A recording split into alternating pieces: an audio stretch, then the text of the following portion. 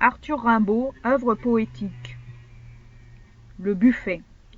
C'est un large buffet sculpté, le chêne sombre, très vieux, a pris cet air si bon des vieilles gens.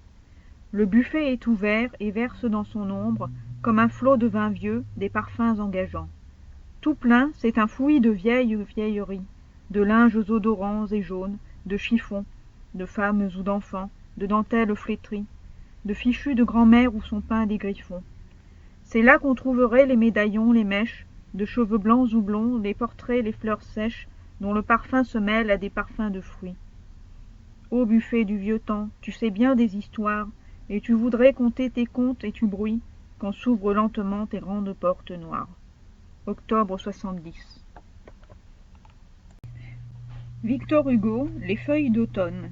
Un jour au mont Atlas. Un jour au mont Atlas, les collines jalouses dirent: vois nos prés verts, vois nos fraîches pelouses, où vient la jeune fille errante en liberté, chanter, rire et rêver après qu'elle a chanté. Nos pieds que l'océan baise en grondant à peine, le sauvage océan, notre tête sereine, à qui l'été de flammes et la rosée en pleurs font tant épanouir de couronnes de fleurs. Mais toi, géant, d'où vient que sur ta tête chauve planent incessamment les aigles à l'œil fauve? Qui donc, comme une branche où l'oiseau fait son nid, courbe ta large épaule et ton dos de granit?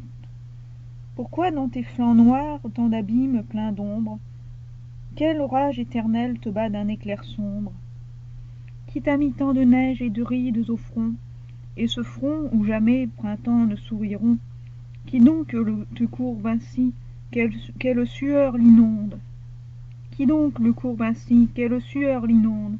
Atlas leur répondit: c'est que je porte un monde. Victor Hugo, Les feuilles d'automne. 16. Quand le livre s'endort. Quand le livre s'endort chaque soir ma pensée, quand l'air de la maison, les soucis du foyer, quand le bourdonnement de la ville insensée, où toujours on entend quelque chose crier, quand tous ces mille soins de misère ou de fête, qui remplissent nos jours, cercles arides et bornés, ont tenu trop longtemps comme un joug sur ma tête, le regard de mon âme à la terre tournée. Elle s'échappe enfin, va, marche, et dans la plaine, prend le même sentier qu'elle prendra demain, qui l'égare au hasard et toujours la ramène, comme un coursier prudent qui connaît le chemin. Elle court aux forêts, où dans l'ombre indécise flottent tant de rayons, de murmures, de voix, trouve la rêverie au premier arbre assise, et toutes deux s'en vont ensemble dans les bois. 27 juin 1830.